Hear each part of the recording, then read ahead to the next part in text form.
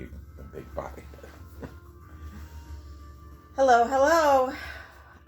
Roger and I are realizing that we haven't done a video since March, so we didn't do a video at all in April. Our intention on our 3-week trip out to Whidbey Island and 8-night stay in Montana was to make a video or two, but that didn't happen. He didn't feel well on the trip out. Well, he didn't feel well when we left. So, and then I started feeling bad on the trip out to Whidbey. So, yeah, it became a very interesting journey for me, especially for my part, was to drive most of the time. And then to get my sister buried, and with Roger not feeling well, he was able to actually do the ceremony with Michael and I. But once we got to the cabin, it was before we got to the cabin, I went and got bones to make bone broth, trying to do everything I could do to keep myself healthy. So we didn't get any videos done, and that CD is messing up. It is. It's like, what are you doing over there?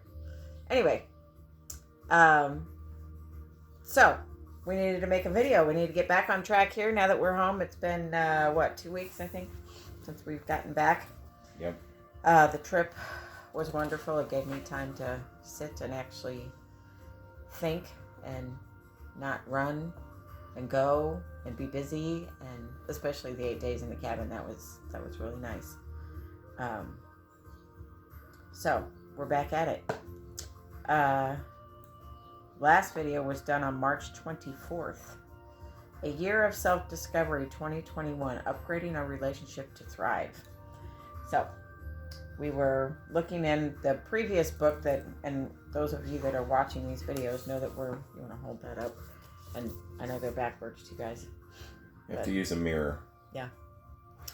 These are the 2 books that we're working in, and we did take this book with us to Montana, and we have been reading in it. However, for this video, we're going to concentrate on something out of this one, and we'll just see how the time goes. We try to keep these between 20 and 30 minutes. So, anyway. Okay. So I will read a little bit of, this is chapter 5, The Secret of Joy. And there's a little quote. Love doesn't just sit there like a stone. It has to be made, like bread, remade all the time, made new. That's a gal named Ursula Gwynn.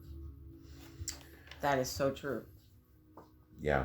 I believe that's true, and I think a lot of couples go into marriage and think that because they love each other, everything, it's not going to be it's not going to be work. It's not going to be something they have to work at because they love each other so much.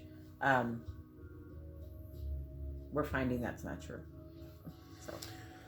At our lectures and workshops, couples often approach us with a familiar story. They have been together for some time.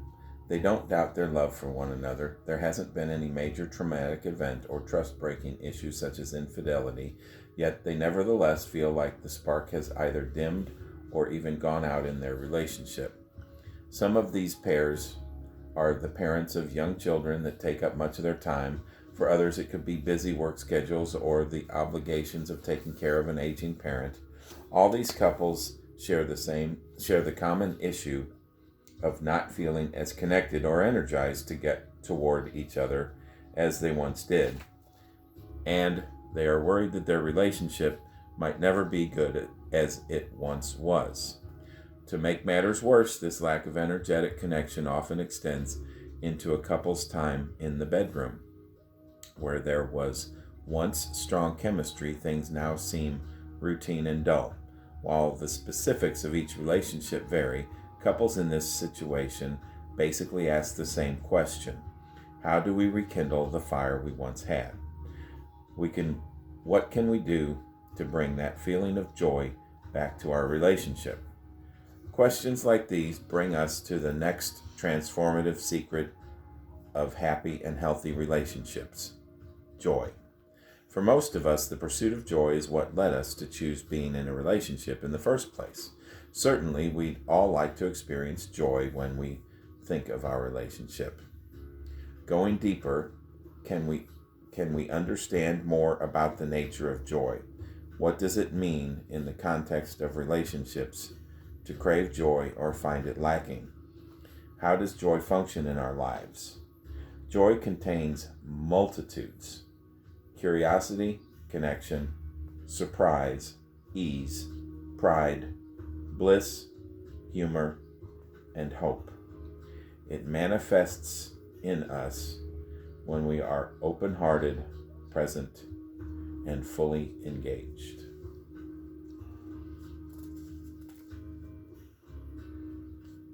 So, for me, the thing that really stuck out there, well, there's two pieces in that stuck out. As some of you know, well, I guess we've said this many times, but we've been married 36 years. Is that correct? Always have to do the Kyle's math. 35. Kyle's going to be 30. Yes, 36 years. Been together since 1980. Yeah. So that's 41 years. 41 years. So here's the thing. When they talk about getting back to the fire that once was, or rekindle the fire, as long as we've been together, we're in our more mature and wise and our wisdom. More reality than reality fantasy. More than fantasy. The bottom line is, some of those things were not as good as we like to think they were 30 years ago. I found it extremely interesting the other night. Amelia and I were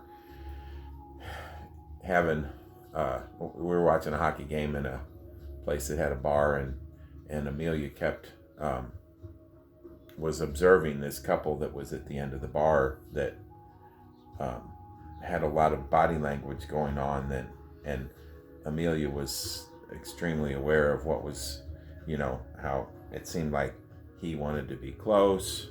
Well, he was over rubbing her back, and she was just sitting there like... Yeah, she was like... She was not smiling. You could certainly tell she was not having any fun. And he just kept coming over and rubbing her back. And they were having a conversation, but she was just... It was total, like, don't touch me. She was saying, don't touch me, but he was not reading the body language at all. And I've been there a lot of times in my life. And because as I'm understanding what happened to me and how far-reaching the trauma is and what it really does to what it really did to me, I have spent a lot of my life in a steel tomb of only because I needed to make sure that I was in a safe place. So you can... Well, so for me, that experience really amplified exactly the antithesis of what they're referring to here. Things weren't like, we don't want to, quote, rekindle the fire. Some of what we had a long time ago is what one would refer to as fantasy. And so for me, it was just a big eye opener, and it was extremely poignant. And I can't go back and change the past. No, and like we just spoke previous, that I think we as human beings create the story, create the fantasy, how we need it to be in order to survive.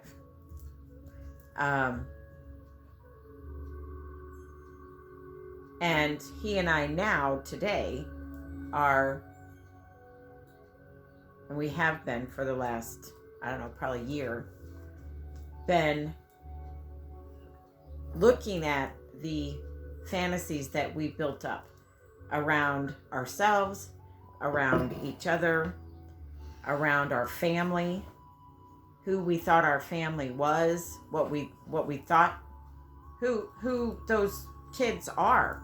And I don't know if I put this in one of my other videos, but there was a day when I really had this clarity around raising my kids and how I have always put them in the same group. Well, when you have 5, out of survival as a mother going into the store, you better get them all in a group. Keep your ducks in a row. Yes, keep all those duckies in a row and control them and keep them, in this space. And what I started to realize, and I think it was reading my dad's memoirs is what did it, is now today, where I am today and where all of my children are at their ages, I need to start to, and that's one of the things that he and I are doing, is that individuation piece.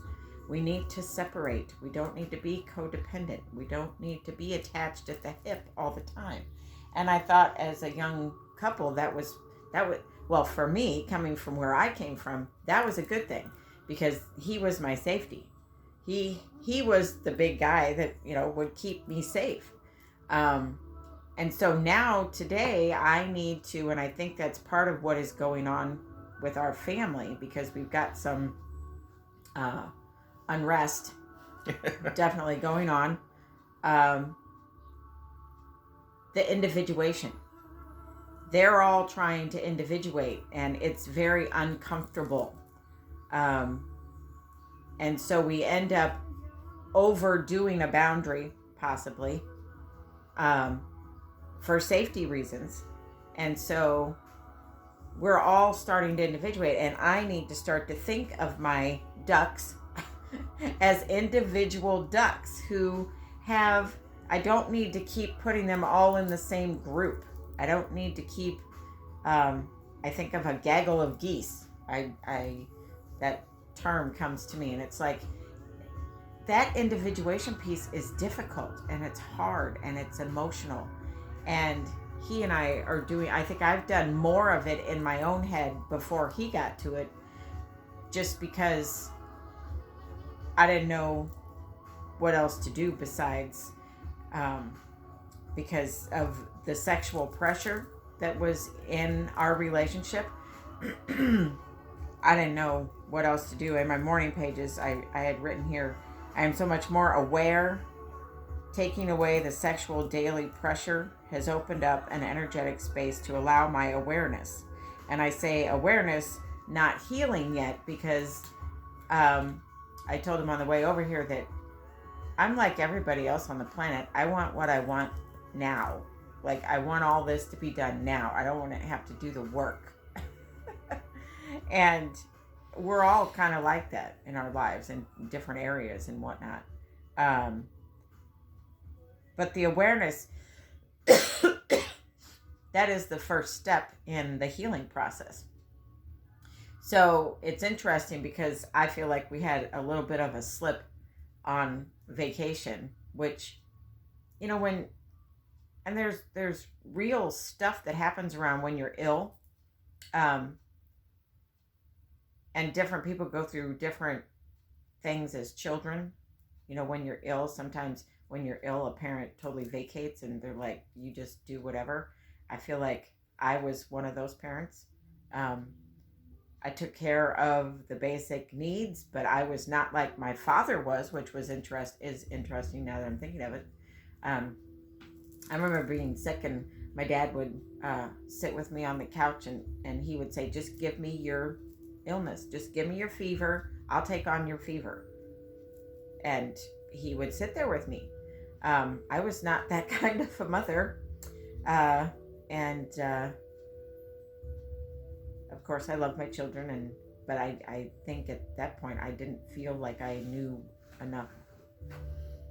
I knew the basics, but so when he was sick on this trip, um, he was really sick. There was a few days there that I had thoughts of, oh geez, if I can't drive us home, then I would have to call Kyle and Cody to come get us. I mean, that would be the worst case scenario.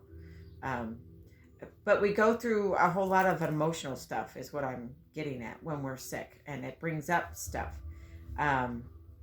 And so when I look at this awareness piece, there's so many opportunities that are happening now that he and I have started on this journey. I just see so many opportunities showing up, and I think what's happening is we weren't ready to see stuff before, and now that we are, it's manifesting and showing up for us to look at it and to heal it. Going back, I think we're stronger people now, which is what we want to be doing, is creating, instead of rekindling a fire we once had. Well, the fire we once had was built on trauma. And I'm realizing that he's had a lot of trauma, which I don't think, well, we have not. We have not looked at his, I have not, he has not looked at his trauma.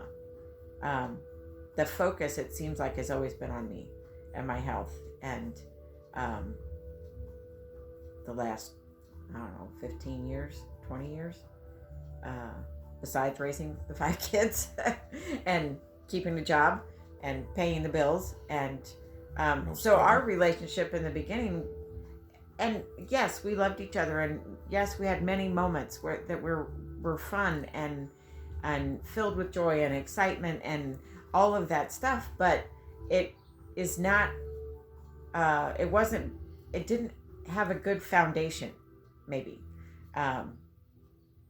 that's based in honesty and like that last statement in there. And now I think this is kind of going to be our mission statement. We are working on creating a new relationship that is open-hearted, present, and fully engaged. That's what we want. And we did not have that when we were 15 and 17. We did not have that when we were in our 20s. We did not have that when we were in our 30s. We did not have that when we haven't had that. And I'm just a piece of that.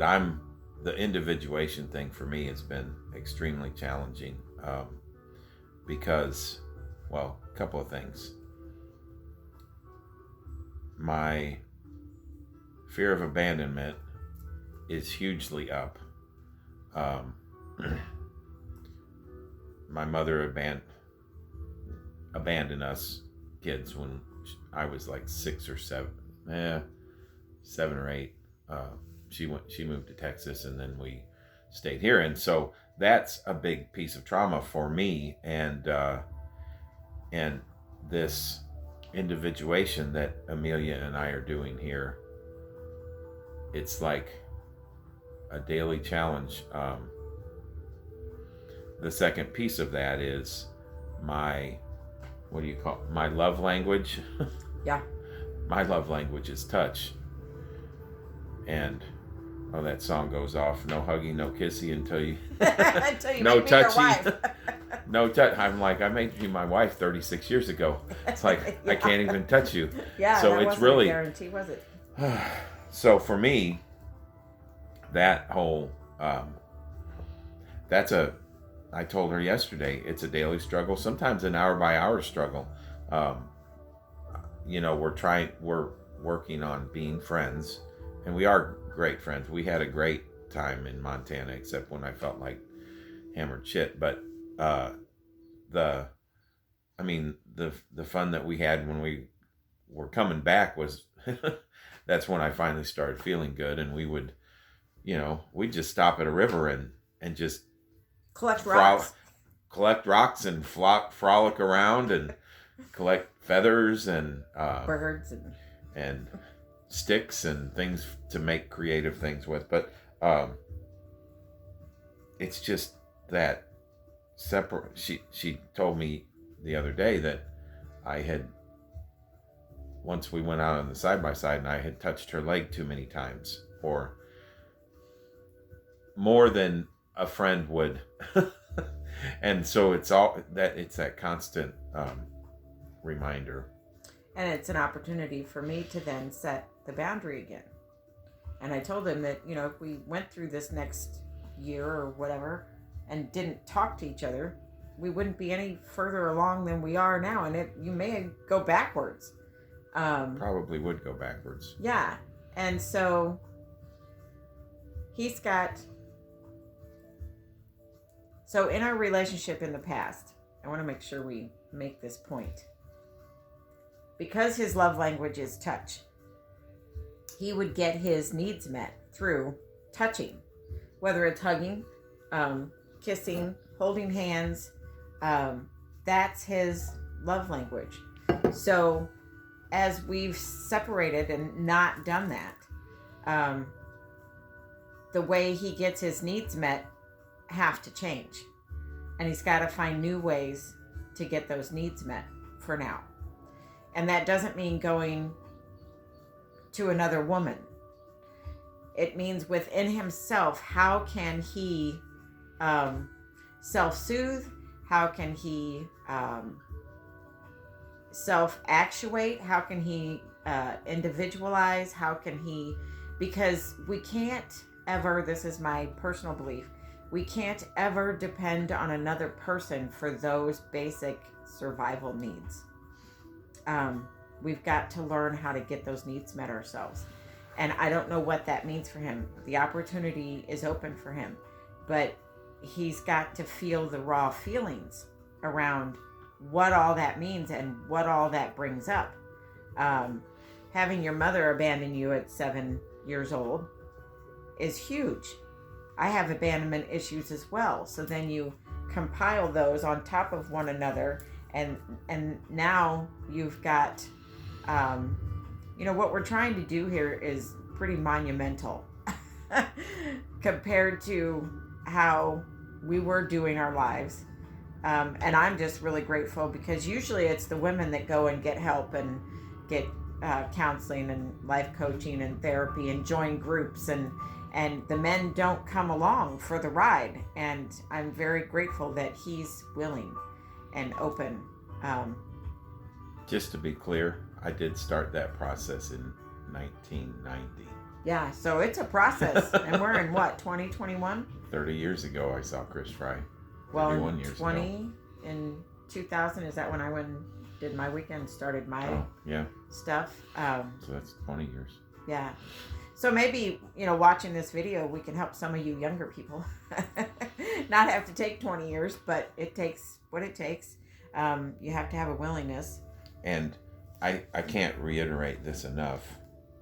And I can't read it because I don't have we are working on creating a new relationship that is open-hearted, present, and fully engaged. Yeah, open-hearted. When I read that sentence, I'm like, oh my God, that's like the ultimate goal in one short little sentence. Open-hearted, present, and fully engaged. And with ourselves.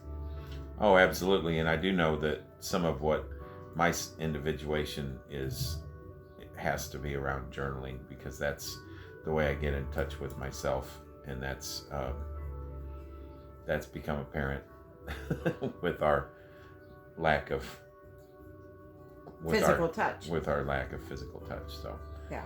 I think we're on the downhill slope here. We are. Yeah, it's about 24 minutes. So we just wanted to, you can give your little 5-second synopsis, but this book is really helping me understand what happened to me, trauma related, and how I texted him the other day, and I was kind of upset that he didn't mention and say anything, but I'm sure we're going to have a conversation about it now. But I was realizing the other morning, and I had tears, and I was really, it was really a point of clarity of how far-reaching the trauma is. I'm trying not to cry. It's okay to cry. I know, but I don't want to like really cry. How far-reaching the trauma has been for me, and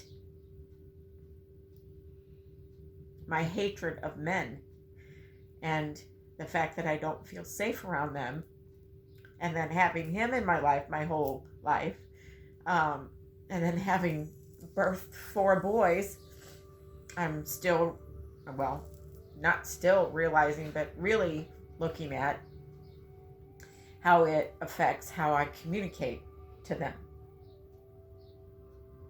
And I hope to get to a place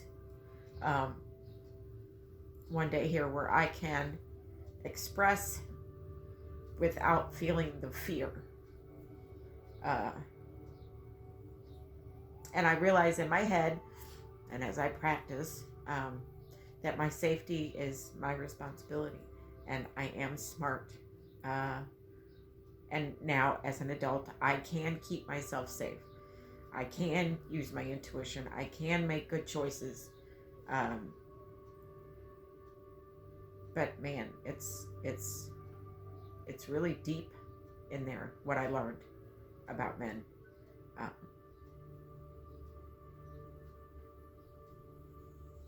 So I could identify as a pink unicorn. Maybe that would help. Does that make you more safe or more dangerous with one horn? I'm not knowing.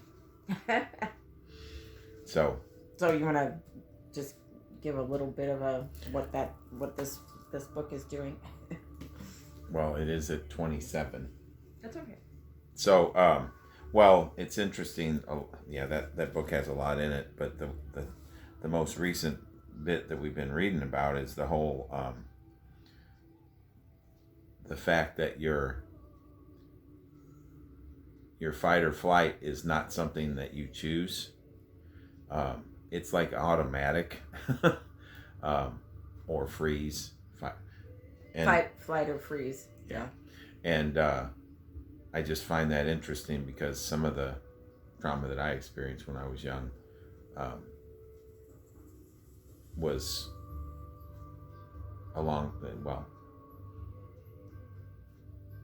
all of that gets developed when we're young, and when you're in a traumatic situation, it's exacerbated, and that's, I think, the issues that she has with men. Until you start to be aware of it and address it, it's constantly playing in the background. So those of you out there who are maybe where I was 20 years ago, oh, it's no big deal. Yeah, that happened to me. Yeah, it was horrible. Yeah, it's awful. But if you don't bring it out to heal it, it's gonna fester, and it festers as autoimmune, which is the stuff I've got going on in my body. The body is connected to all of those emotional pieces, and the healing comes in reprogramming your neurobiology. So it has to be brought out. You need to be aware of it. And it doesn't have to take years. It does not have to take years. There are processes now, and we're actually getting ready to take a 5-day free class on reprogramming that neurochemistry that got programmed as kids into a trauma program that continually plays in our lives, plays out in how we relate to people, how we process what's going on in the world. So I think it's rather exciting stuff. Looking forward to it. Yeah. Yes. To know that we can reprogram, and that's Dr. Joe Dispenza's stuff as well. So until next time. Yep, I think we're good. Leave your comments below, like, share, communicate, connect, Yeah, share the video with people that you care about. And this is video number 10. No, number 9. Oh, is it video number 9? Number 9. Oh, yeah, that's right. Number 9. It is number 9. I just dated myself with the number 9. Yeah, I don't know what that's from. It's a Beatles song. As if I don't date myself with my grave, but hey, that's okay. All right. All right. We'll see you later. Bye. Bye.